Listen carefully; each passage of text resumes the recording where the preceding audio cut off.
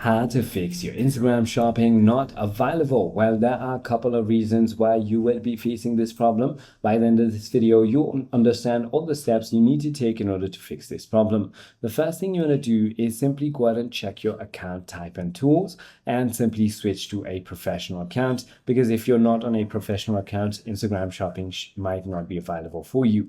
Also, keep in mind, Instagram shopping isn't available in certain countries. So if it is not available in your countries, then you can only use it from supported countries. Also, make sure that your account follows Instagram policies and has no restrictions whatsoever. Always make sure that you have set up a Facebook page and catalog and connected your Instagram.